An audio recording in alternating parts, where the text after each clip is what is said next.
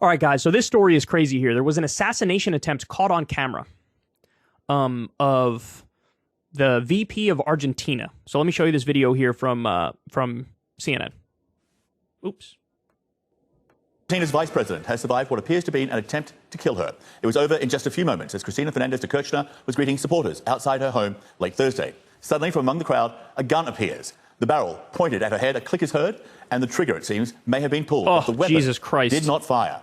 The vice president was not hurt, but all of this playing out live on television. Right now, a suspect is in custody. Journalist Stephen Posbon joins us now live from the region with more. So just tell us exactly what happened here. What's the latest with the investigation? Yes, John, well, the latest is what we have seen from these shocking images that were streamed, broadcasted live. By the way, the gun jammed. It wasn't even like he didn't have it loaded. It was like, you know, an attempt to scare her. No, there were bullets in there, and it just didn't fire. Oh, my God. Live on national TV in Argentina, you can see a man was able to get very close to Cristina Fernández de Kirchner, the vice president of Argentina, a former 2 terms president of the country, and arguably the most famous political figure in the nation at this moment, and draw a gun and pointing it literally at no more than 20 centimeters from her face.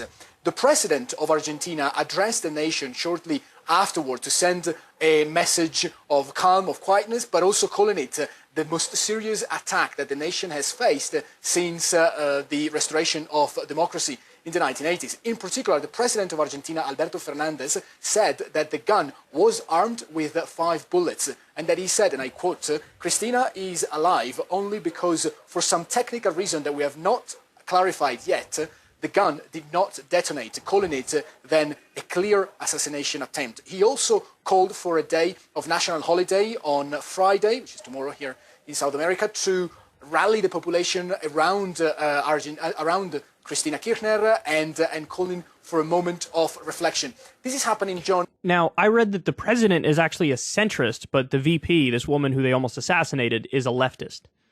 So that's interesting. I don't know exactly what goes on with their political system there and how it functions, but that's an interesting situation, right? Centrist president, leftist VP.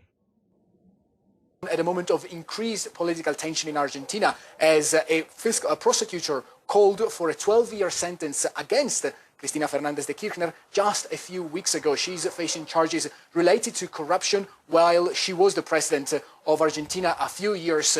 Now, by the way, we saw this in Brazil, just so everybody understands. They mucked up corruption charges against Lula, threw Lula in jail. He was the social democratic leader of Brazil, threw Lula in jail.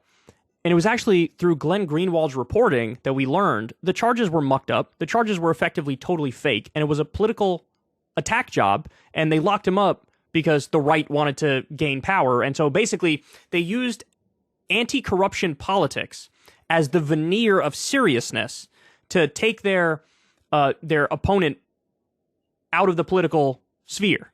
And so that they could win. It was called, I think, Lava Jato is what it was called. And so it was all mucked up anti-corruption charges, but it was bullshit. And this is, by the way, this is what you always have to be wary of this, because the last-ditch effort from the right is to use things that lefties care about and weaponize them against the left. So, in other words, make the claim like, you guys care about corruption. Well, this person's the most corrupt. So, you know, let's charge him for that. Let's take him down on that. And again, in the case of Lula, it was totally mucked up. Now, I don't know the specifics of the situation with this VP of Brazil, but it's possible that it's the same thing, because we've seen this play out time and time again. So you have to be skeptical, and you have to be nuanced, and you have to be intelligent in evaluating the evidence when these claims come up, especially if they're claims from the right of like, oh, we care about corruption and we're going after the corrupt lefties. How often is that sincere? That, you know, elected right-wing officials in whatever country sincerely care about corruption? They're usually, you know, the most corrupt.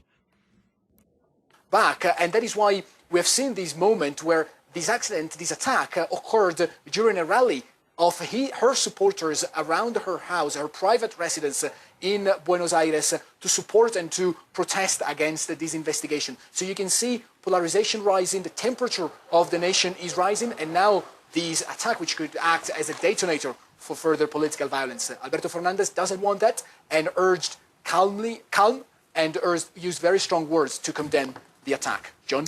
So, Stefan, just to recap, we have a loaded gun, this is according to the authorities there, pointed directly at the head of the vice president. And if it hadn't jammed, then chances are she would most likely be severely wounded or dead at this point. The question about now is about security. Will security be increased? How does someone with a gun get so close to a former president and the current vice president? Yes, definitely. And Argentina is not a nation where gun accidents are so common. Okay. All right, you guys get the gist of it. I'll show you one more thing here. This is from Ben Norton. Oop, hold on. It's refreshing on us at an inopportune time. Argentina's corporate media outlets are giving a platform to the friends of the neo-Nazi who tried to assassinate left-wing Vice President Cristina Kirchner. Here, this fascist says he wishes his Nazi friend trained before trying to murder her because taxes could then be lowered. Wow. Now, by the way, this claim that the guy who tried to assassinate her is a Nazi is founded because this tattoo that he has, you can actually see it right here. This is the guy who tried to kill the VP. Actually, let me scroll up because you guys might be blocked out by seeing that. This is the guy who tried to kill the VP right here. This tattoo right here is Nazi symbology. So there is at least some, reason to believe this person's a Nazi. And also, if you're going after a leftist political leader, generally your sentiments are on the right. Or, somebody could be, to be fair, somebody could be a lone wolf and like mentally ill and all that stuff, all the standard stereotypes we hear. But in this instance, there's at least some evidence that this person was a Nazi. And here you have media in Argentina interviewing the Nazis' friends. And the guy's like, yeah, I wish it worked. Jesus Christ, man, that's crazy. So wild, wild story. And it's rough out there for leftist leaders. Many of them have a target on their back, and it's pretty dangerous times. All right, guys, that is the show. I love y'all very much. I hope everybody has a great rest of your day. Remember, you can always listen to the show in its entirety every day on the various podcasting outlets now. Go check it out on Spotify or Stitcher or Google Podcasts or whatever, for those of you who prefer podcasts to traditional YouTube stuff. But anyway, love you guys. Thank you so much to everybody who's a Patreon supporter of the show. For those of you who would like to support the show, throw me a couple bucks a month. The link is in the video description box of virtually all the YouTube videos. And thanks again to the people who are signed up on Substack for Crystal Kyle and Friends. You guys make all the shows work. Still super proud that, over 10 years in, I've never had a conversation with an advertiser, and I plan on making it stay that way. I mean, maybe if Seltzer reached out to me and was like, hey, dog, we want you to be our sponsor, maybe I'd do that because I'm the Seltzer man anyway. But outside of that, man, I don't know. I kind of like this independence thing. I kind of like being funded by you guys, by small dollar donors. There's something that feels really pure about that. And so I love you. I appreciate you. I respect you. And I'll talk to you soon, guys. Peace. Hey, y'all, do me a favor and like and subscribe. It helps out big time in the algorithm. Click the bell as well for notifications when videos drop. And watch that video on screen right now. You know you want to.